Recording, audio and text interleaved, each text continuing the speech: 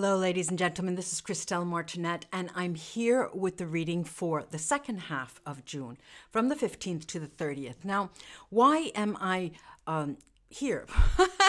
Well, we all know that in the second half of the month, on the 20th, there's the solstice, winter and summer solstice, depending on which hemisphere you are in. And on the 21st, there is the solar eclipse, new moon, solar eclipse. Now, because of this very powerful energy, I think it would be really important if we talk about the solstice a little bit so you can get into the ritualistic state of mind. So what is this solstice? It's the time in every summer or winter, depending on where you are, when the sun reaches its highest peak in our sky, and each winter when it reaches its lowest point. So these events are the solstices, and they correspond with each of our own rhythms. And this is really important, helping us to understand what and where to focus on in this changing cycle of life. They're powerful points, as I mentioned, in the celebration of light. And it's a moment when you should honor your path and consciously expand. Let's talk a bit about the power of the sun. It's no surprise that the sun is one of the most powerful planets, natural forces. I don't want to call it a planet. It has had so much importance in human history. So the history of humans honoring and worshiping and revering the sun spans all different kinds of cultures, times, and dimensions. Now, there are symbols of the sun, like the compass with a center point and a circle, a dot in between, that are highly spiritual, have highly spiritual significance for us. And at the basis of this entire ritualistic period is the idea of change, the idea of cycles, the idea of changing season, much like this sort of the cycles of sowing and harvesting. They've always been key points in the human life cycle. So the continuing changing of the seasons also represents certain specific stages in your inner journey. I would say the soul journey. Every year, on and around the solstice, a beautiful energetic spike and an opening to a higher realm of spirit is created. So this is why I'm spending a few minutes talking about this. This is due to the Earth's alignment with the great central sun and the galactic center. Now, just as the cycles of the sun, there are peaks and lows in your spiritual journey, in our spiritual journey. There are times to move forward, times to share, times to go inward, times to reflect, and times to extend yourself. Times to step back, and even the dark nights of the soul that many of us know very well. We are human after all. Now, in this way, the solstice is a natural way to reconnect with life's divine plan and to feel a deep connection to all of life and the natural world. So it's important to reflect on our journey, on your journey, because it's a way to celebrate the solstice. You honor and you celebrate your unique journey, our unique journey, and the cycles within walking a spiritual path and living a human life as well. These rituals, these solstice rituals, include everything from simple gatherings, bonfires, community celebrations, dance, ceremonies, and the telling of stories. The storytelling has always spanned the ages, and each of these rituals can remind you just how connected you are with all life. Now, in history, by participating in rituals, people felt understood, and simultaneous, at the same time, they felt more intimate with nature. And though humanity has largely lost today connection to these ceremonies and understandings, it's not too late. Okay, it's not too late to tap into the power of the sun and its influence, its powerful influence over our lives. Now, there are 7 cycles, rituals that I would like to suggest. 7 solstice rituals that celebrate the changing cycles. You celebrate your light and honor the energy of the solstice with these simple solstice rituals to bring and attract joy and love and light into your life. The first is rising and shine. You rise and shine with the light. So right when you wake up on the day of the solstice, and I'm speaking to you at least a week before, just about a week before even putting your feet on the floor, allow yourself to generate and be filled with a sense of light and joy. Tune into all that you have to be grateful for while you visualize light energy filling you and all around you. Invite in the presence of your guides and angels, spirit guides and angels, the presence of divine light and the energy and vibration of love. Let yourself bask and be filled with divine light. Put yourself in the center of this light and this positive energy and feel the oneness and connection with the divine and all that is. When you're ready, begin to imagine the positive energy of the light is now rippling out around you to the entire universe. That's the first. The second one is a candlelight meditation. You find a quiet place and space indoors, and you light a candle and begin to focus inward. As you consciously relax and you breathe, gaze gently into the candle.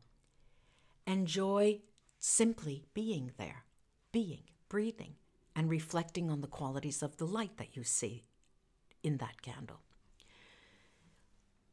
Begin to tune into the vast supply of light around you, as well as the light that you carry within you at all times. When you're ready, close your eyes and visualize your light glowing brighter and brighter and brighter within. You relax, you breathe, and you let go of the need to focus on the world around you. And instead, allow yourself to drift in a relaxed and peaceful meditative state. The third ritual is to experience your oneness with Mother Earth. Walk outside and sink your feet into the earth. Take your shoes off, put your feet into the earth. Feel your energy grounding to the core of Mother Earth in a column of light, as if the light would be traversing you from top to the ground. Visualize the light pouring into your crown chakra at the top of your head and warming you, refreshing your energy and filling your aura with the divine life consciousness present in the fresh sunlight. As you stand on the earth, on Mother Earth, with your feet apart, your arms uncrossed, and your hands facing up in a gesture of receiving, feel the sun's healing warmth in every part of your body. Breathe in the sunbeams. Feel the light filling your spinal column. Enjoy this deep connection to the earth. In my recent videos, the live videos, many of you have asked me, how can I contact my guides? How can I, during meditation, I don't hear anything, I don't feel anything. Try to take it one step at a time. And the solstice is an excellent time to do this. Another ritual is to honor the directions. What do I mean by the directions? Many indigenous tribes and ancient cultures around the world have observed for a long time and celebrated the directions. There's a special kind of power that you can tap into by turning into them. To do this, and in addition to the 4 cardinal directions, north, south, east, and west, I also like to tune into the sky, the earth, and the light within. And as you tune into each direction, face that way. Face east, face west, face north, south, in, above, and below. Movement, dance, or yoga are wonderful ways to further experience this connection with each of these sacred directions. Now, another ritual is to set your intentions, and this is probably the most important.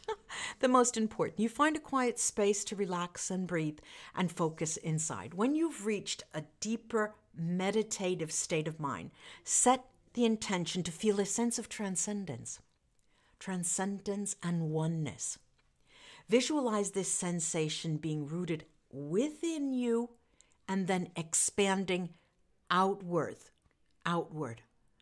to impact all other areas of your life. Next, begin to think about specific areas you would like to expand upon in your daily life. Perhaps your relationships, expressing joy, experiencing perhaps greater love, greater abundance, manifesting a new opportunity, a promotion at work, or whatever is important for you during the next 6 months.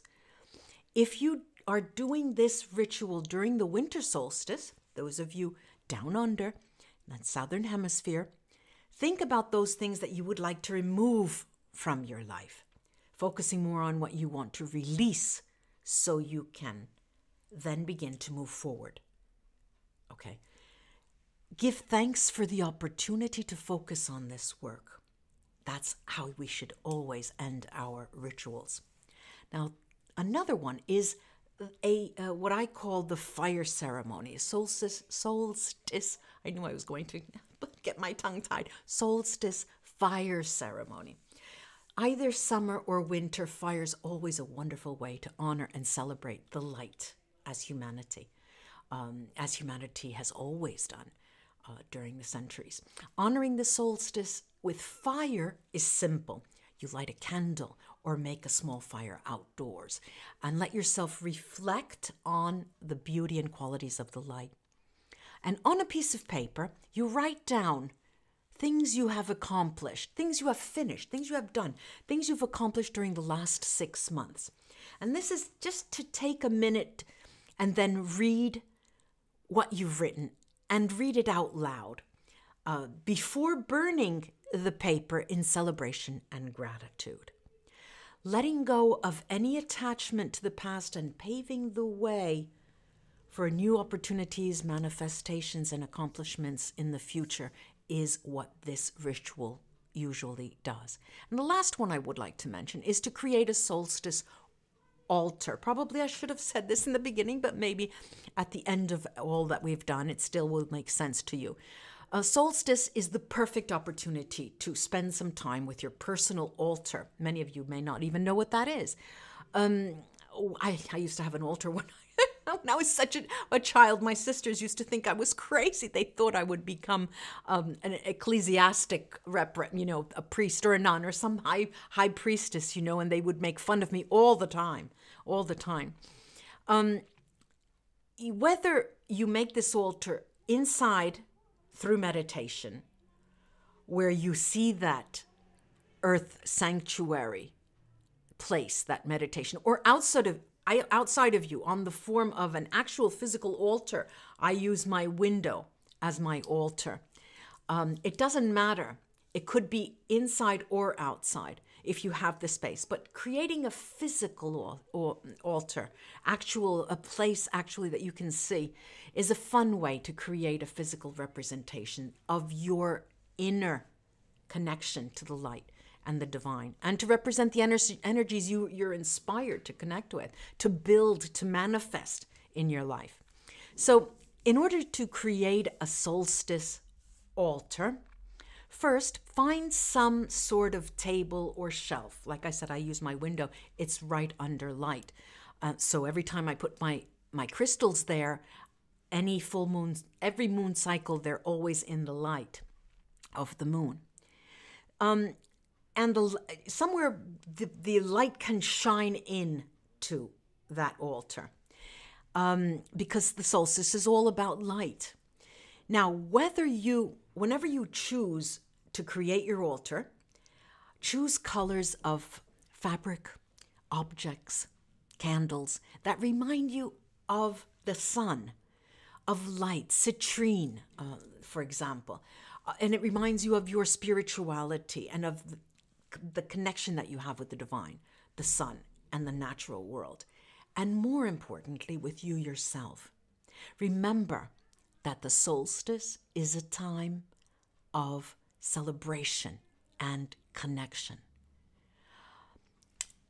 Let that altar you create remind you of all of this that is personal to you. Now, I'd like to end with that on the solstice, but before we go on, I'd like to explain how I'll be doing the readings. Before I go into it, I'll be using a tarot deck, which is called Intuiti. It's Intuiti Creative Cards. Why am I using this? This is a deck that I have found, and it was created by a group of researchers in Milan, and they studied thousands and thousands of different tarot decks around the world and from different cultures. And they created a deck with major arcana and minor arcanas that are completely different from the universal tarot, the Rider-Waite. It's completely different. Similar in many meanings, I have to say. So there are 22 majors, and there are the rest minor. And there are the numbers from 1 to 10, plus the page, queen, knight, and king and knight. And they change around the order of the court cards. Instead of having the king in the end, is the knight in the end, because they give a certain specific importance to the knight. And they have 4 suits: the air, water, fire, and earth. So it's quite interesting because it allows you to break away from the set meanings of the tarot cards that are similar. The Rider-Waite has inculcated in our minds, and lets us be more intuitive, allow for more intuition to seep through in our interpretation of the cards and the visions that we see. So this will be fun, and I'll be using, of course, my runes at the end, and if I need clarification, I'll do that. So on to the readings. Namaste. And right under each reading, ladies and gentlemen, how it resonated, if it resonated. What was it about the reading you liked? What was it about the reading you don't like? Then they say in Italian, you have to have wide shoulders for criticism. Well, my shoulders are pretty wide. I'll take it. Have fun, ladies and gentlemen. I'll be back, and on to the readings. Hello, ladies and gentlemen, Libra friends. This is Christelle, and I'm here with the reading for you for the 15th to the 30th of June. Spirit, show me what's in store for Libra in the period 15th to the 30th of June. What's in store for Libra in the period 15th to the 30th of June? Spirit, show me what's in store for Libra in the period 15th to the 30th of June. What are the energies surrounding my Libra friends in the period 15th, 30th of June?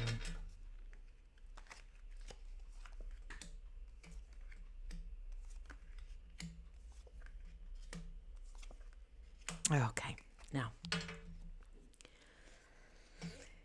All right, we have a sphere of gestation.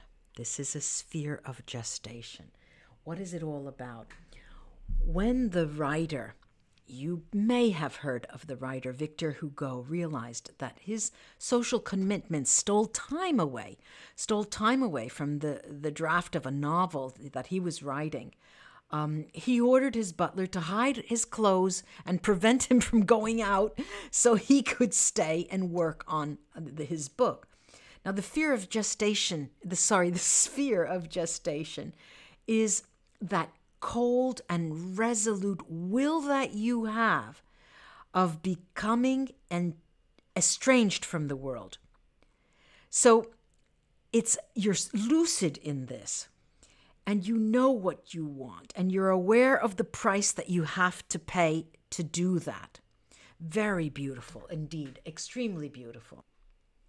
Let's take a look at the other card. Now we have an Earth card here. This is the 8 of Earth, and the 8 in the Earth sign is restoring order. There is order once again. Once you have called for your estrangement in the period of gestation, it took time for you to finish. Now there's order being restored. Now we have here as well another Earth sign, the 3 of Earth, and the 3s are a shift. It is a complement. Let's say it's a complement to the 2. It's a complement of growth. It's the beginning of spiritual growth, and it's a focus here. And this is a common message to all the signs so far in the readings that I have seen. Now, this is the scepter of elements, the scepter of elements. It's the flame that hasn't been lit, okay? It's the morning light bringing in itself all the hopes of a new day that hasn't passed yet. It's a beginning. It is absolutely the beginning. It's the power before the action. So powerful for you, Libra. It's the magician playing with all of the elements, and the child bringing in his eyes the dreams of thousands of possible existences. I mean, this is big time dreaming and manifesting here. Then we have the water sign here, the 7 of water. And the 7 is a card that alters the system's equilibrium. All right, so with this power, you are offset. Your balance is offset because you are extremely imbued with light and determination in order to create. It's I'm not speechless, Libra. Sorry, please forgive me, because I'm looking at them and they are shouting power to me. Power, organization, creation, reawakening, all at once.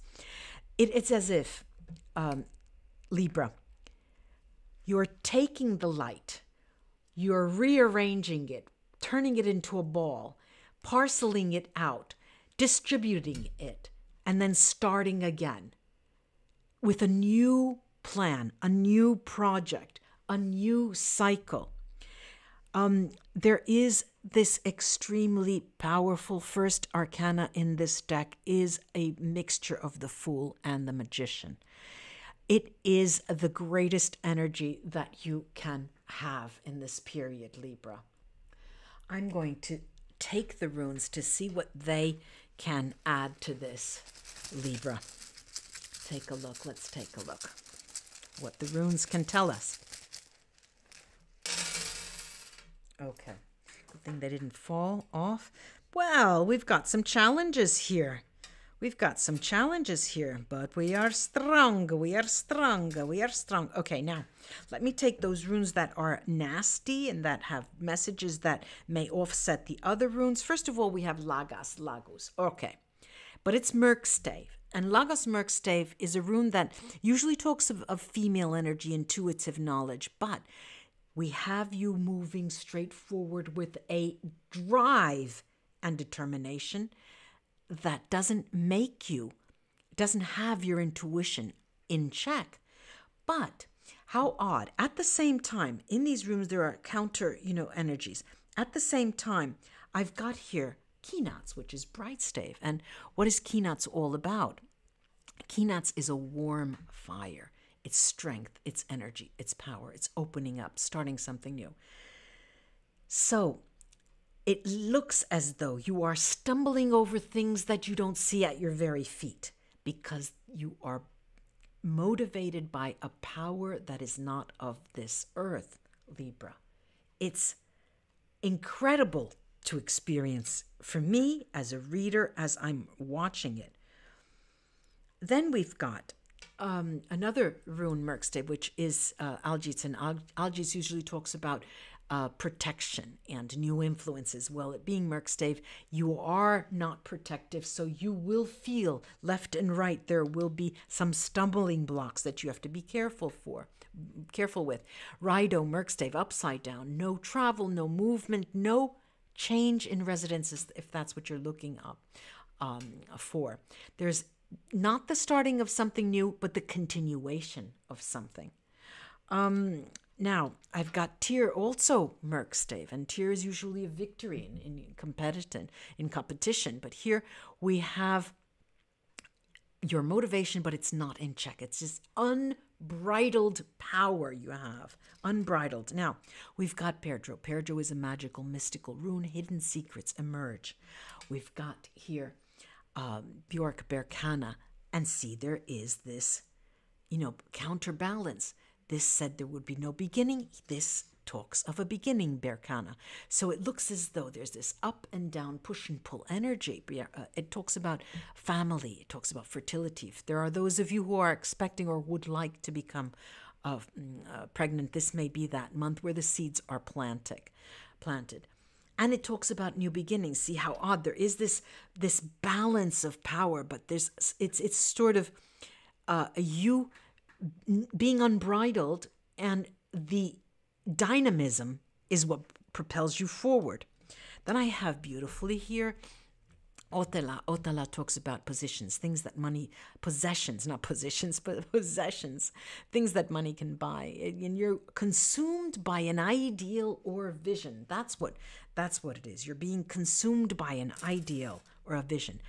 We've got Diag. Diag is growth. Diag tells you that all of the others that have talked about delays, this puts a cap on that. This is Fehu, romantic and financial gain with other runes, and I do see that here. It's fulfillment. Yera also here is talking about rewards. You're harvesting rewards, but it talks about legalities. If you're waiting for a ruling, the ruling will be coming in. Gifu, a partnership. Important developments in a partnership. And this is the delay room, the Hagalas, which talks about delays. But here you are a force to be reckoned with. A force to be reckoned with. Good for you. Namaste. Until we read together again. Bye-bye.